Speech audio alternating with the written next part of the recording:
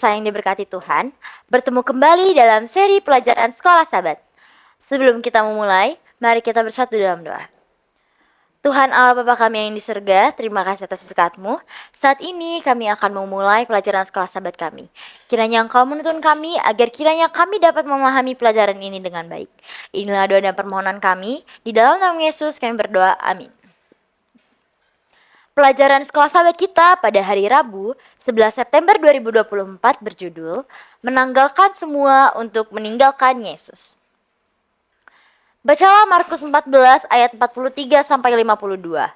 Isinya, waktu Yesus masih berbicara, muncullah Yudas, salah seorang dari ke-12 murid itu, dan bersama-sama dia serombongan orang yang membawa pedang dan pentung disuruh oleh imam-imam kepala, ahli-ahli Taurat, dan tua-tua.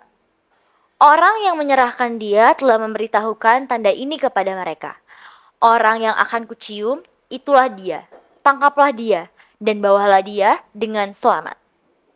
Dan ketika ia sampai di situ, ia segera maju menempatkan Yesus dan berkata, Rabi, lalu mencium dia. Maka mereka memegang Yesus dan menangkapnya. Salah seorang dari mereka yang ada di situ menghunus pedangnya, lalu menetakannya kepada hamba imam besar sehingga putus telinganya. Kata Yesus kepada mereka, sangkamu, aku ini penyamun. Maka kamu datang lengkap dengan pedang dan pentung untuk menangkap aku?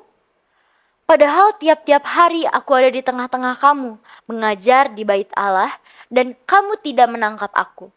Tetapi haruslah digenapi yang tertulis dalam kitab suci. Lalu semua murid itu meninggalkan dia dan melarikan diri. Ada seorang muda yang pada waktu itu hanya memakai sehelai kain lenan untuk menutup badannya, mengikuti dia. Mereka hendak menangkapnya, tetapi ia melepaskan kainnya dan lari dengan telanjang. Apakah yang terjadi di sini yang begitu penting bagi rencana keselamatan? Sungguh mengejutkan bahwa salah satu rekan terdekat Yesus mengkhianatinya demi musuh-musuhnya. Kitab-kitab Injil tidak menjelaskan secara rinci motivasi Yudas. Namun Ellen G. White menulis, dengan sendirinya Yudas mempunyai kelobaan yang besar akan uang, tetapi ia tidak selamanya cukup bejat untuk melakukan suatu perbuatan seperti ini. Ia telah memupuk roh keserakahan yang jahat itu sampai hal itu terjadi menjadi motif kehidupannya yang mengendalikan dia. Cinta akan mamon melebihi cintanya bagi Kristus. Oleh menjadi hamba kejahatan, ia menyerahkan dirinya kepada iblis untuk dihanyutkan lebih jauh dalam dosa. Ellen G. White, Alpha dan Omega, jilid 6 halaman 358. Pengkhianatan itu sendiri disayangkan oleh semua orang, bahkan oleh mereka yang memanfaatkan para pengkhianat. Bandingkan dengan Matius 27 ayat 3-7. Namun tindakan Yudas adalah suatu perbuatan yang keji, karena dia berusaha menyembunyikan pengkhianatannya dengan kedok persahabatan. Dia memberi instruksi kepada kerumunan itu bahwa orang yang dia cium adalah orang yang harus ditangkap. Tampaknya Yudas ingin menyembunyikan kedurhakaannya dari Yesus dan murid-murid lainnya.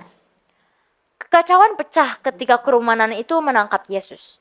Seorang menghunus pedang, Yohanes 18 ayat 10-11 mengatakan bahwa dia adalah Petrus dan memenggal telinga hamba imam besar.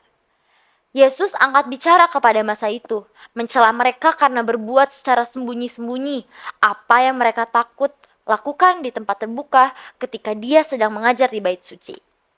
Namun Yesus mengakhirinya dengan sebuah referensi kepada pengenaan kitab suci.